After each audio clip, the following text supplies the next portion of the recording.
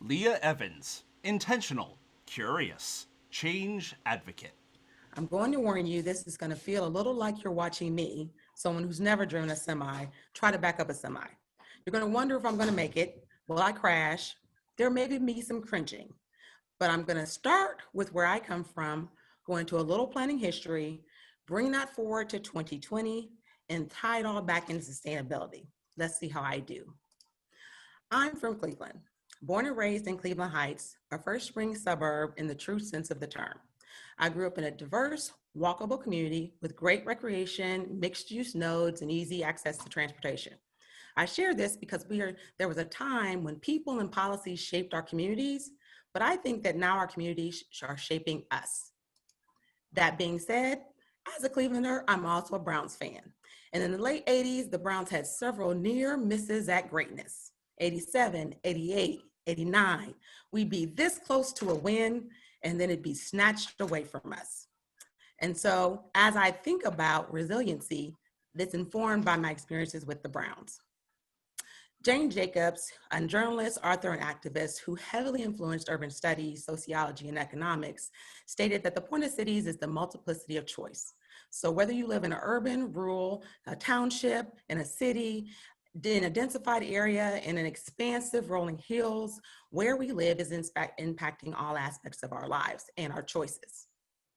If you look at some of the work that's been done around social determinants of health and the history of things like redlining in our community, you can draw direct correlations between the impact of where we live in our health and our life expectancy, in our job attainment, in our educational attainment, and our potential income.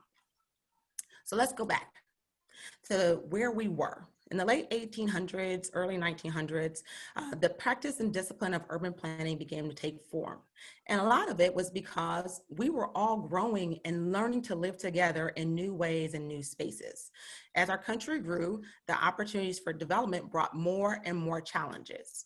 So think about the settlement house movement, dealing with issues of noise, traffic, population growth, air pollution, sanitation. All of these were becoming major social challenges.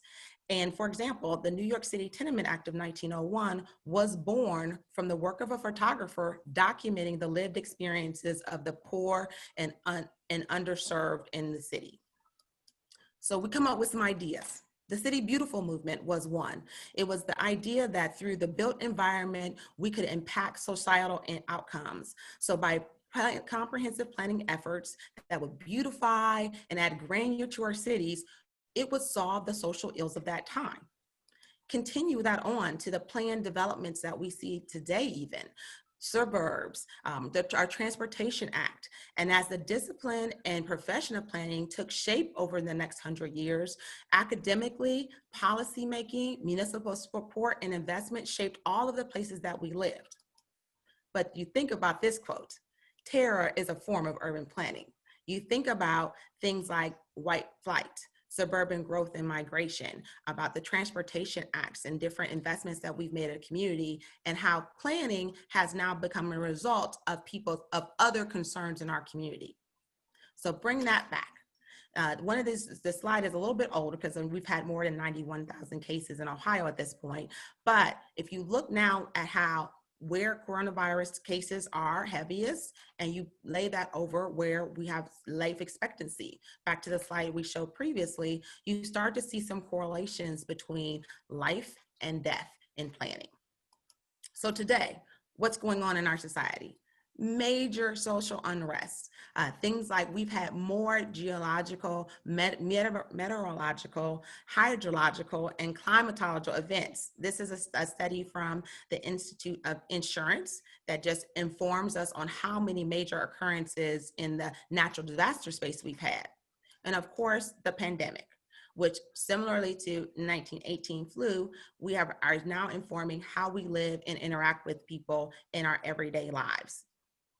And what does that mean for how we are now using space differently, whether that be our homes or our public spaces and private spaces?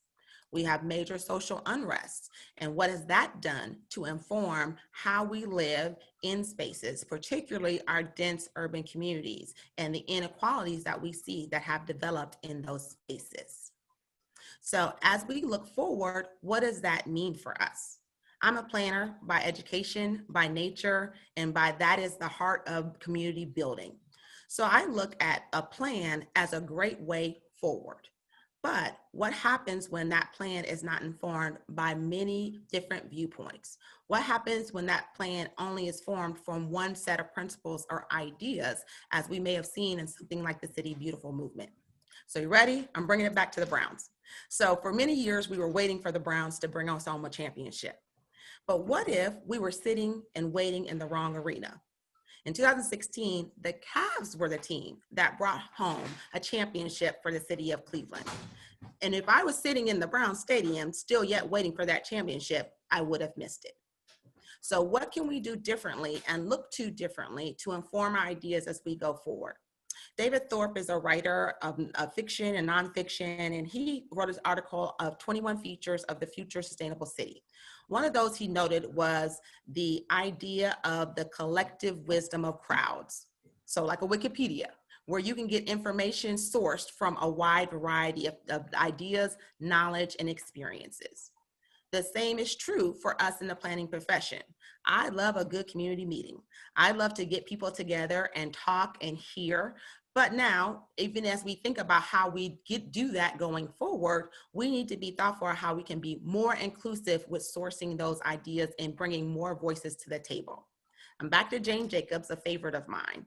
But as she said, cities have the capability of providing something for everybody, but only if they're created by everybody.